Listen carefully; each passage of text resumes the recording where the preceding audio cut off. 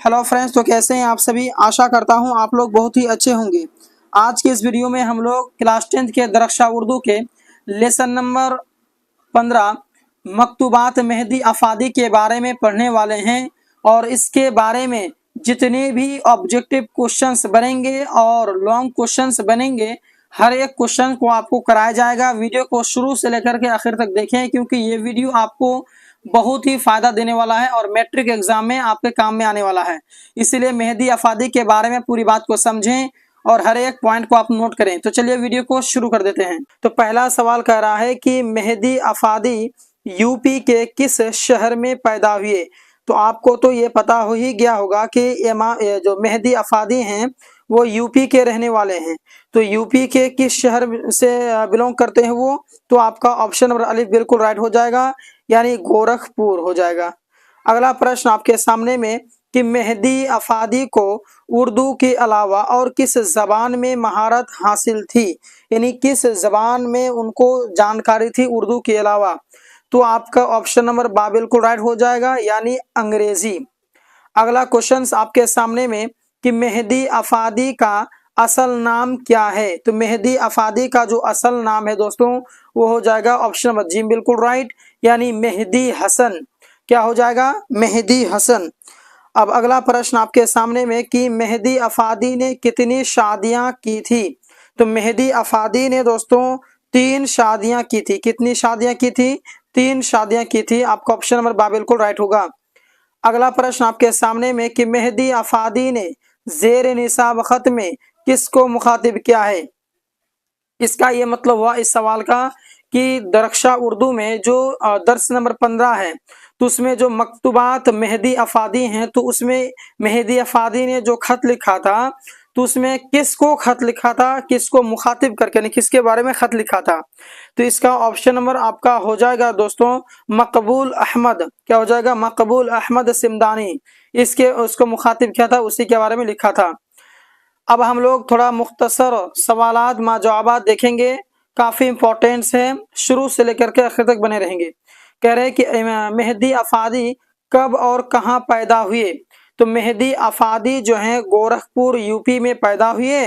और कब पैदा हुए? तो आपका 1828 ईस्वी में। कब है पैदा हुए? 1828 ईस्वी में। अगला सवाल कह रहा है कि मेहदी अफादी ने कितनी शादियां की थी। तो 3 शादियां की, जैसे कि मैंने ऊपर आपको बताया। अगला सवाल आपके सामने में कि मेहदी अफादी को उर्दू के अलावा कौन सी जबान में महारत हासिल थी। यहाँ टाइपिंग मिस्टेक हो गया, यहाँ होगा कौन सी जबान में महारत हासिल थी उर्दू के अलावा।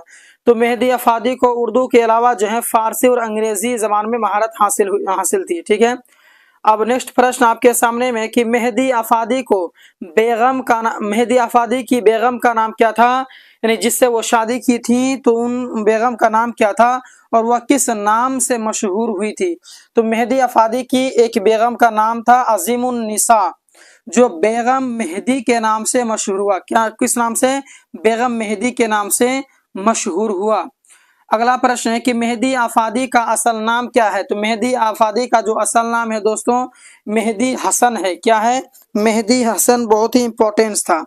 देखिए, अब मैंने आपको पढ़ाया कि मेहदी अफादी के बारे में ऑब्जेक्टिव क्वेश्चंस। अब हम लोग थोड़ा सा लॉन्ग क्वेश्चंस पढ़ेंगे, काफी इंपॉर्टेंस है। और इनमें से भी जो भी लॉन्ग पढ़ाऊंगा, तो उनमें से भी ऑब्जेक्टिव के रूप में भी सवाल आ जाते हैं। इसीलिए आप लोग मिस ना करें, हर एक चीज देखें, हर एक चीज को समझें। सवाल कह रहे हैं कि मकतूब की तारीफ कीजिए, यानी मकतूब किसे कहा जाता है, मकतूब कहते किसे हैं, उसके बारे में बताना है। तो देखिए, मकतूब फारसी लफ्ज है। कौन सा लफ्ज है? फारसी लफ्ज, जिसके माना है खत के हैं, यानी जिसका माना जो है खत है। तहरीर के जरिए दाखिली जज्बात व एहसासात को अपने अहबाब, यहाँ ये होगा खा का फोटा लग गया, तो अहबाब के पास पहुंचने का मुअस्सर जरिया मकतूब निगारी है। खत लिखते वक्त चूंकि मुखातिब मौजूद नहीं रहता है, सिर्फ मकतूब निगार एक तरफिया तौर पर तहरीर के जरिए अपने जज्बात का इजहार करता है, इसलिए मकतूब निगारे को नस्फ़ मुलाकात भी कहते हैं। इसका यह मतलब हुआ कि मकतूब का मतलब होता है खत, जो कि फारसी लफ्ज है। तो इसमें क्या होता है कि इंसान जो है अपनी दिली जज्बात को, अपने ख्यालात को खत में लिखता है और ये एक तरफा रहता है, क्योंकि उसमें फेस टू फेस तो टॉकिंग होता नहीं है। तो इसमें जो है कि एक तरफा जो है कि बात को रखा जाता है खत में और अपने दोस्तों अहबाबों को भेजा जाता है, एक तरह से कह सकते हैं। उर्दू नसर की तारीख में मकतूब निगारी की रिवायात बहुत पुरानी है, बहुत ही ज़्यादा कदीम है। उर्दू में खतूत नवीसी का बाज़ाब्ता आगाज़ मिर्ज़ा गालिब ने किया। सही बात है, यानी ख़त वाला जो काम है वो मिर्ज़ा गालिब ने ही किया था और उर्दू नसर की एक जदीद तर्ज की रवायत को फ़रोग़ दिया। अब आप लोग पढ़ने वाले हैं कि मेहदी आफादी के बारे में 5 जुमले लिखे, यानी मेहदी आफादी के बारे में आपको बतानी है। तो जैसे कि मैंने मेहदी आफादी के असल नाम के बारे में बताया, उसके पैदाइश को बताया, उसी प्रकार से उन्होंने कितनी शादियां की थी, हर एक चीज़ जब उनके बारे में बताएंगे तो वही हो जाएगा मेहदी आफादी के बारे में। तो देखिए, मेहदी आफादी का असल नाम मेहदी हसन है। मेहदी की पैदाइश जो है 1828 ईस्वी में सूबा यूपी के शहर गोरखपुर में हुई थी। और उसके बारे में जब कहा है तो आपके अंदर में जो भी नॉलेज है उसके बारे में सब कुछ लिख डालिए, हो जाएगा। उनका ताल्लुक शेख के मुअज़्ज़ज़ घराने से था। उनके वालिद बहुत ही मतलब कि दीनदार ज़हन के आदमी थे और गर्चे पेशा के एतबार से पुलिस इंस्पेक्टर थे। उनका शुमार गोरखपुर शहर के नेक और हर दिल अजीज़ व सामीन में होता था।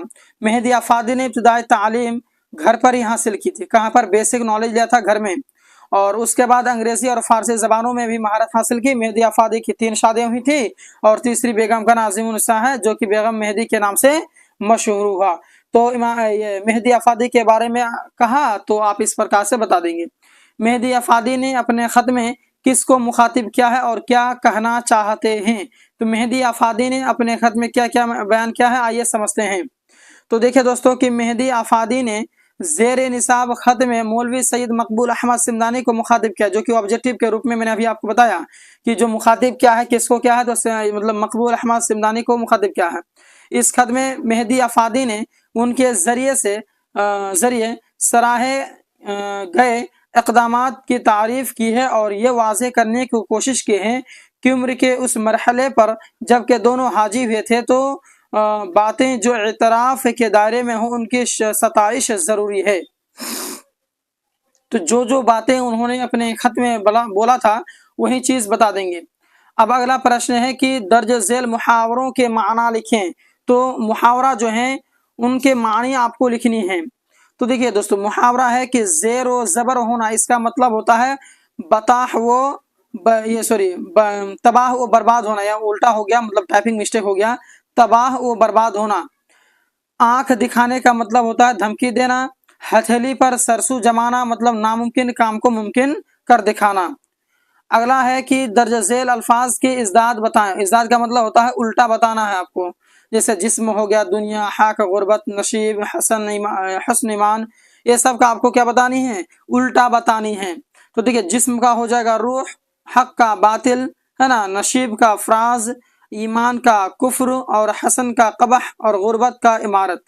ठीक है, ये बहुत ही इंपॉर्टेंट था जो कि मैंने आपको शुरू से लेकर के आखिर तक बताया। तो मिलते हैं नेक्स्ट वीडियो में, धन्यवाद।